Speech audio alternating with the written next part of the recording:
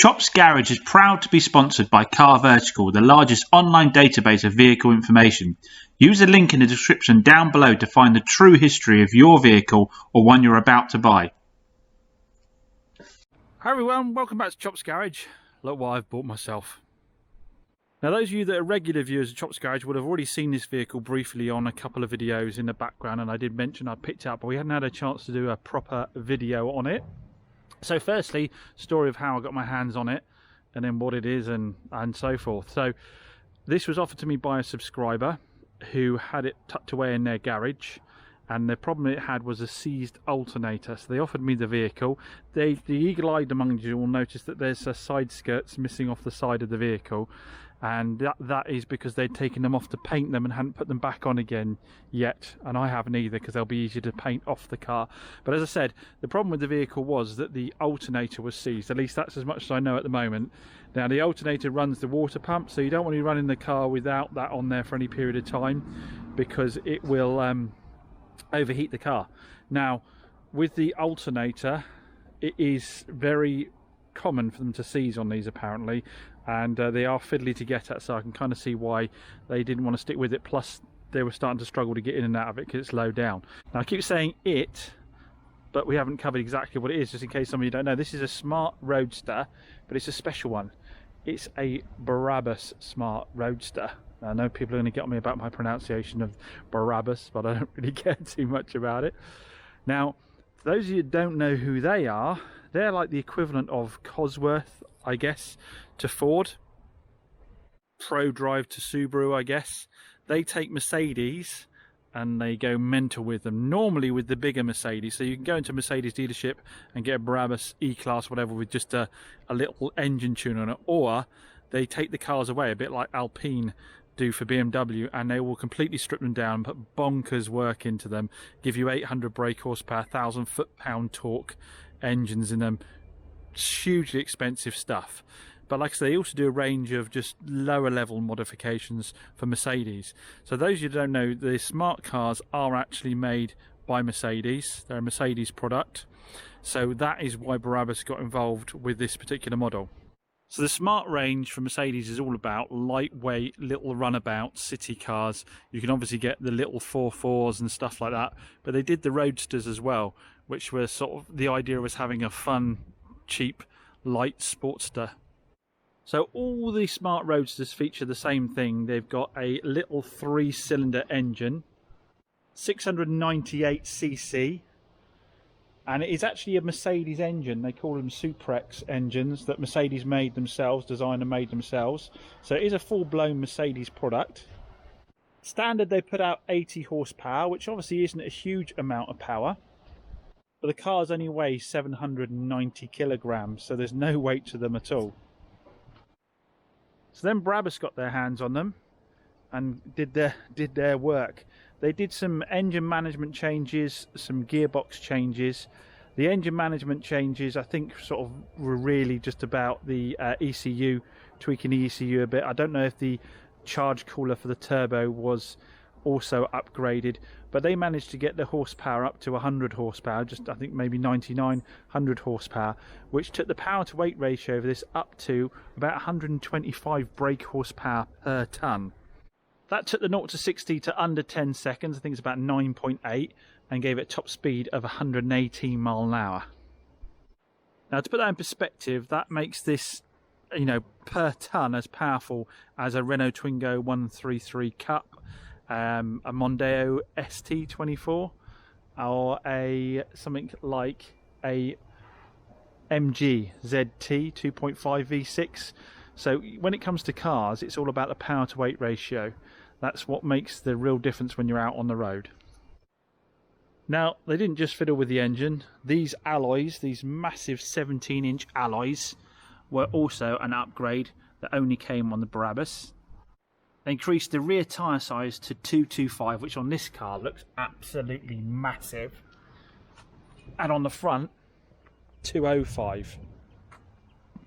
Like I say, they look absolutely huge on this little car. They also lowered the suspension down, so it has a lower and stiffer ride. And the exhaust system was also upgraded to a sports twin exhaust system. As well as fiddling with the engine, they put in stronger clutch plates, which gave the gearbox a quicker change. You've got the Brabus filler cap, and inside on the Brabus you've got the aluminium handbrake lever there, and you've got the push to start Brabus start button there, as well as the leather trim.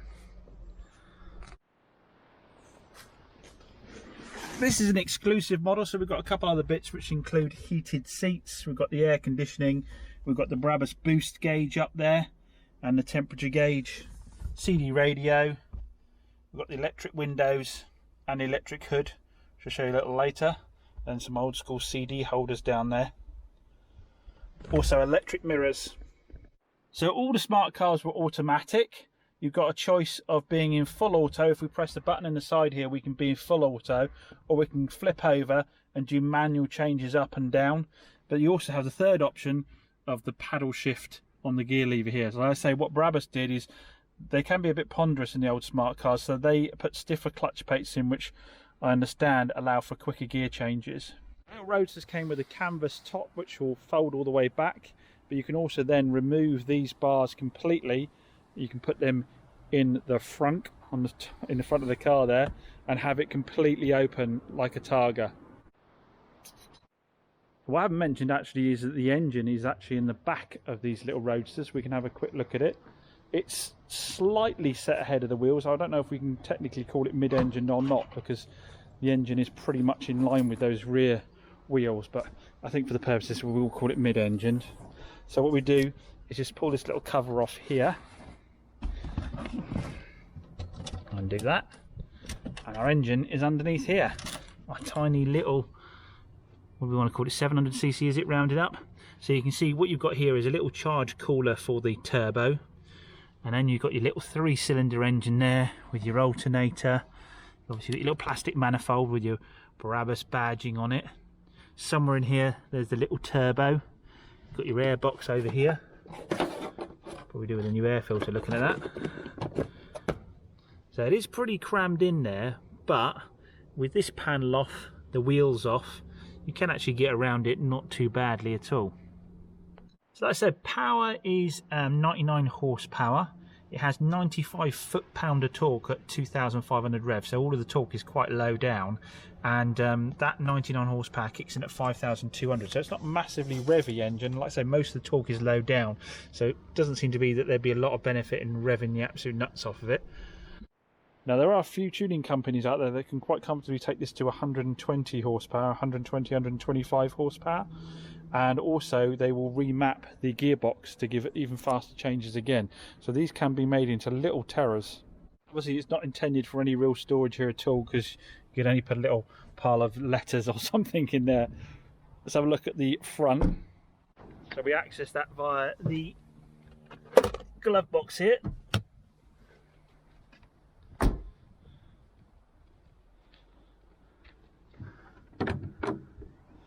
Nice couple of little gas struts. Now actually there is quite a bit of room in here. You get a small shop in there, get a couple of overnight bags. Underneath this tray is where all your mechanicals are. So underneath here you've got your battery, you've got your brake master cylinder. Once that's out, you've got access to everything, steering rackets. Again, it actually, once that's out, it's really quite easy to access everything underneath. You see you've got your nice Brabus strut tops here for their upgraded suspension. Now, as I've been wittering on about this little car, I imagine most of you straight away are going, well, I wouldn't fit in that. It looks absolutely tiny. So just to demonstrate, I am 6'2" and weigh probably more than I'd like to admit. So let me just demonstrate a second.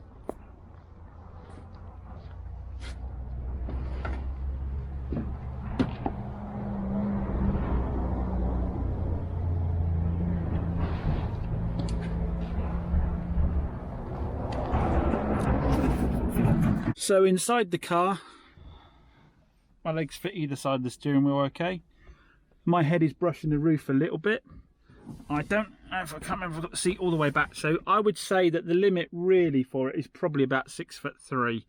in terms of being comfortable enough to drive it. Now I did have a Suzuki Cappuccino that I had to take all of the door handle off to be able to fit in it, but I don't seem to have that problem in the Smart at all. The person next to me would probably be a little bit cramped. My arm is coming over to their side of the car a little bit. The armrest in the middle I think is a bit of a I don't see the point of that at all. Absolutely pointless. Once you're in here, everything comes to hand quite nicely. Your indicators, your paddle shifts, all your buttons here, they're all nice and simple to get to. Obviously, like I said, you can have the let's put the roof back and show you. Let's show you.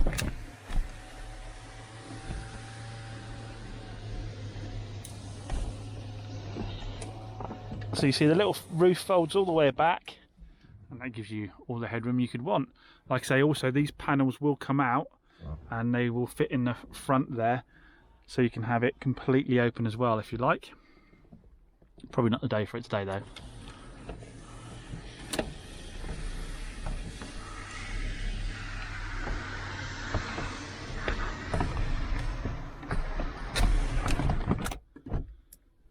So the example I've got here has got 83,944 miles. Right, time for a danger ride, guys. We've got to take the Smart down to get the alternator done. Obviously, it's seized, so we've got no battery power. And it's not running the water pump either, so we're gonna, luckily it's a very short distance, but we're gonna go very carefully. We've got the old jump pack on the battery because the battery's dead this morning. I've zip tied it to something so it doesn't float around while we're driving. Yeah, hopefully I've left it till the school rush hours pass, so hopefully we shouldn't hit too much traffic, but see how we get on. Nope, it was just too dead. I've not made it. Luckily I bought a second jump pack, so we're using the NOCO in the boost function to put some charge in, and then we'll swap over to the other one, the topped on, to run it.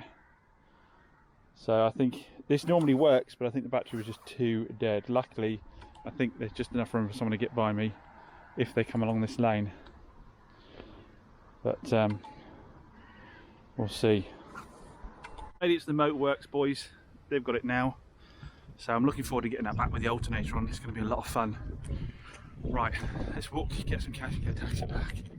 Right, Motorworks just called to let me know that the Smart car is ready. So we're going to drive the Jag down, leave the Jag with them and pick up the Smart car, because Moors are still absolutely flat out with other work for me. So and I want to be driving the Jag about without gassing myself, because it does smell badly of diesel. I think, as many of you said, I think the chances are that when we blocked off the broken manifold, not blocked off, but when we replaced the broken manifold on the engine there, that it's found somewhere else to escape. The boost pressure has found somewhere else to escape, I'd have thought.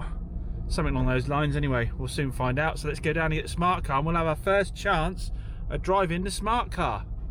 So down at Motorworks, and the boys have fitted the alternator to the Smart car. Said it was a hell of a game. Apparently they needed apparently some of the power wires are really short, so it was a real game to try and get it out far enough to get it out, but they did it, and for an incredibly reasonable price as well. The place is immaculate. It makes my garage look terrible, I have to say. Absolutely immaculate in there. So yeah, top to the Motorwork guys. Again, they've got the Jag now, like I said, to try and fit the sort the exhaust leak out, and I haven't told them actually to fit the brakes as well. I better let them know about that. So now we can go for a little run in the Smart car and see what we think of it, because I haven't even had a chance to drive it yet. Right, this probably gives you a good idea that things aren't all 100% there with the Smart car. I drove it back to bring it here and do a quick photo before we take it out for a test drive. But when the coolant level was fine until I parked it up here and let it sit for a minute or two. It started to rise and rise and rise, so I turned it off, came around to the front here. Luckily I already had all this out, and the pipes here are cool. There's no temperature in them at all, no temperature in the radiator. The fan kicked in as it should, but no temperature in the radiator, which means there's no flow of coolant going through the front there. Now obviously the alternator belt ran the water pump. I'm sure the water pump is freely moving, otherwise it wouldn't be doing this. So I wonder if the thermostat's failed. If the thermostat's failed on it.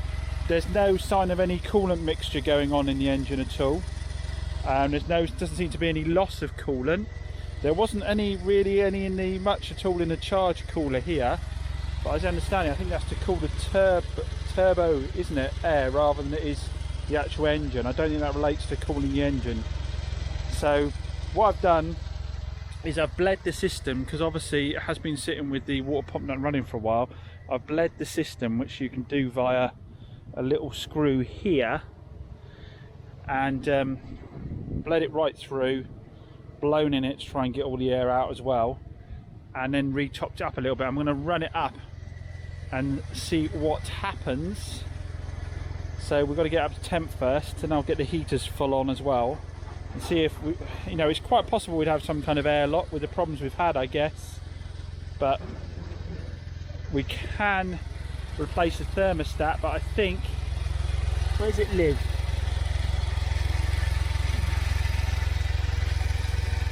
Not sure where it lives on this. Well, I'll do a little bit of research on that.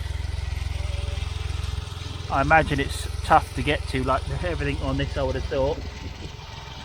Actually, it doesn't look that hard, it's just there.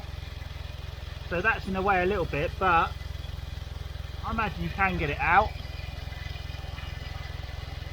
I'll do a little bit more research on that. So we've got a warm lower pipe there. That's got heat in it. And a cool top pipe there. I don't suppose, like I say, we haven't got fully up to temperature yet. It's getting hot again. Is the fan going to kick in?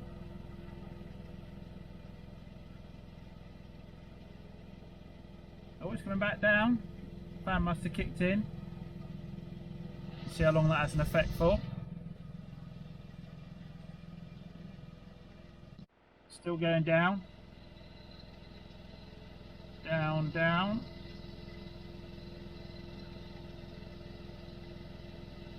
See how long that keeps it cool for.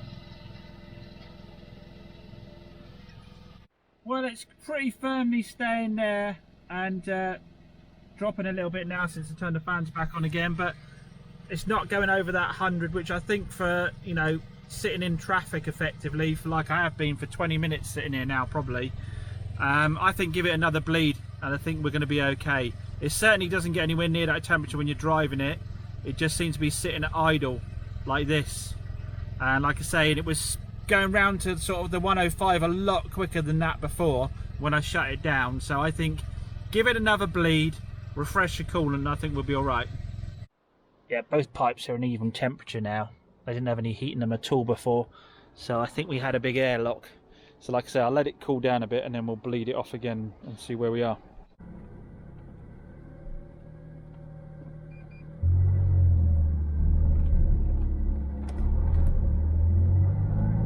So we'll go steady, let it warm itself up. I haven't put the mic on because the mic failed last time and I lost all my footage on a different car, so we're going to risk it for a biscuit, and I'm just going to shout loudly. I think my door might be open. Bit of slam. Better.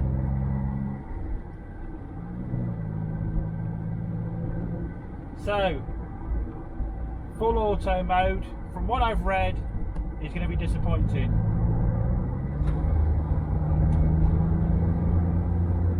Now, we have had a dead battery on this, so it may well take a little while to relearn. I imagine the gearbox has got like a relearn function, I would have thought.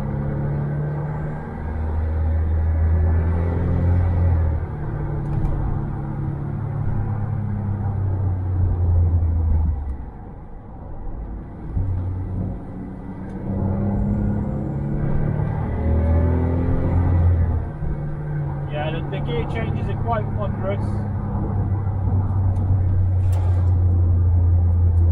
You can feel that already on full auto. They're not up to much at all. We'll just accelerate a little bit more, and let's see what it's like. Oh, potholes are hard, which is to be expected, I guess. Oh, the nose dips down when it changes. If you keep your foot on the gas and not nice changes at all, to be honest. Let me try it backing off.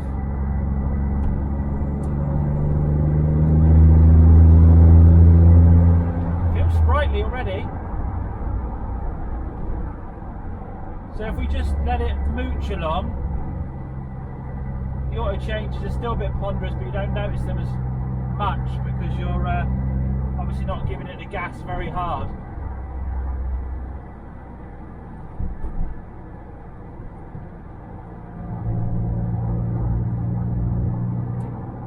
We'll let this guy get a bit further ahead and we'll try it again.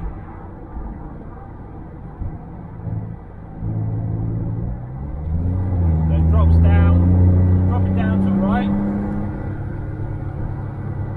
It actually feels nippy enough to nip between cars, you know.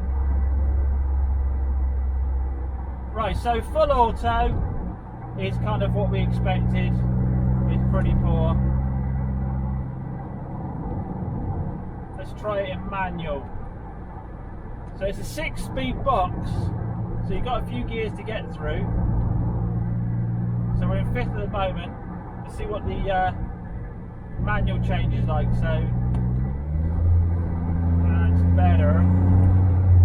Yeah, much quicker changing it myself.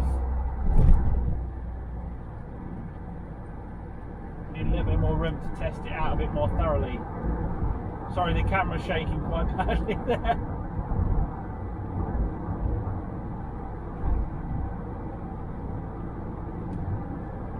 We'll pull over for a moment, just let the traffic get a little bit further ahead. I'm going to readjust you guys a little bit as well. The ride is what you'd expect on a car with tyres this narrow and suspension this low. It's a bit crashy, but it's not outrageous. I've driven worse.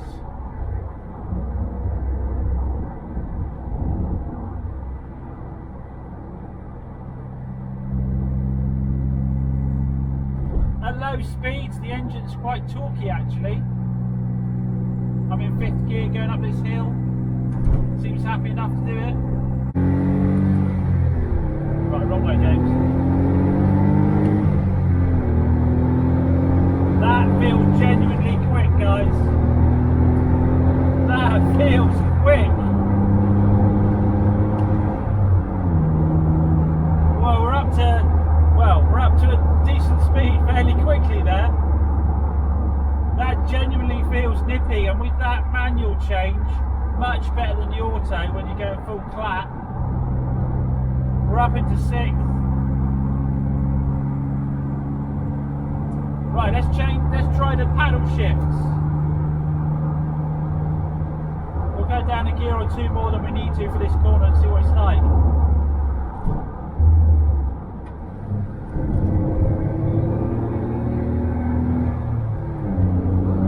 They're much better as well.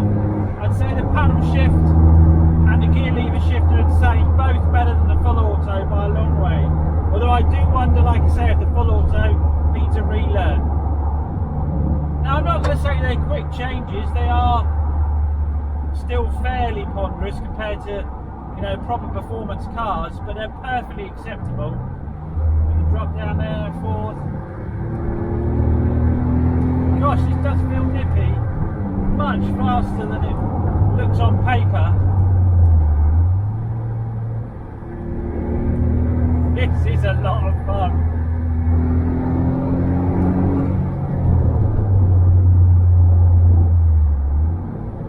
Take it for this big dip.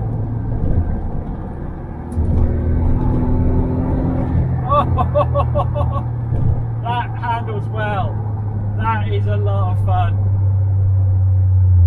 Got that sports exhaust has got a lovely little track to it. Sorry if you guys are a bit askew with now, but that sports exhaust has got a fantastic track to it. For a 660cc it sounds much meatier.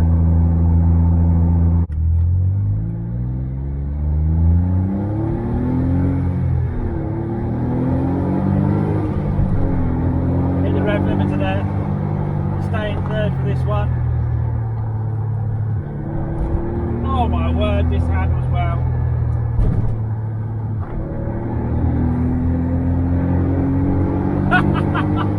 This is so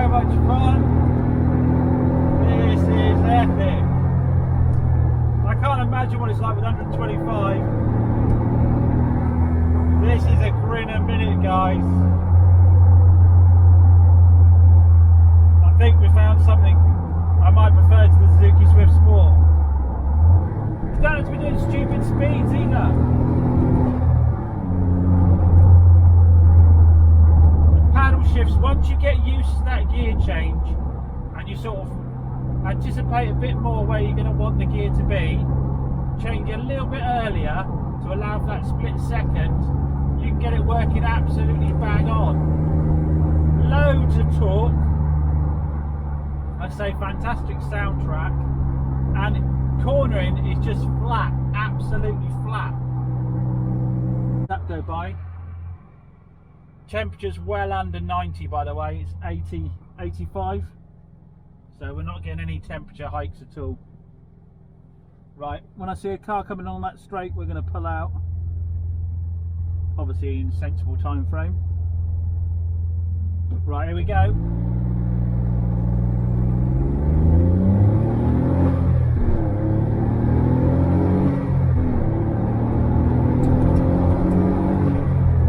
Yeah, that little wastegate going.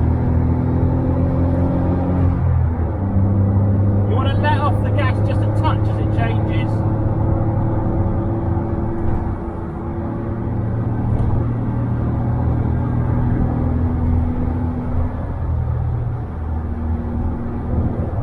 Oh my goodness, this is fun.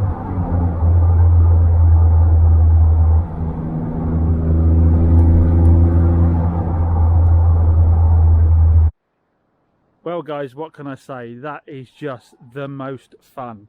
I've always wanted to drive one of these. I'd heard good things about them. I know the gear change is a bit ponderous. Use those paddle shifts, you know, come off the gas ever so slightly before you make the change and you can get them to be pretty smooth. But other than that, if that was bang on, this should be nigh on perfect. Absolutely brilliant fun. Now, those who watch the channel regularly know that my Suzuki Swift Sport is one of my absolute favourite cars as well. Again, low cost fun, just immense handling, just the probably slightly less power than it needs. It needs a little bit more power, but just awesome fun, cracking value for money. And I've held on to this above everything else for ages, but that is just absolute epic fun. We've got to get the side skirts back on it, give it a service. Like I say, we'll do a fresh coolant change on it, but the temperature stayed well under half. Not well under to the extent you worry about it being too low, but it stayed about 85, just underneath the 90 all the way, no problem at all. It seemed to brake nicely in a straight line. There was no pulling on the steering at all, and the engine seemed to sing along, didn't it? I mean, how great does that sound for the size that it is? But yeah, in a time when everybody's worrying about costs and people having to cut back, to be able to drive something this much fun that costs this much to run is just absolutely epic. Value wise on these, I think this is probably about a 5,995 car retail, maybe 5,700 looking around. So not massively expensive to buy either, and it's got to be a surefire classic, isn't it? It's already a modern classic, but hang on to it, and it's only really going to go up in value, I would have thought.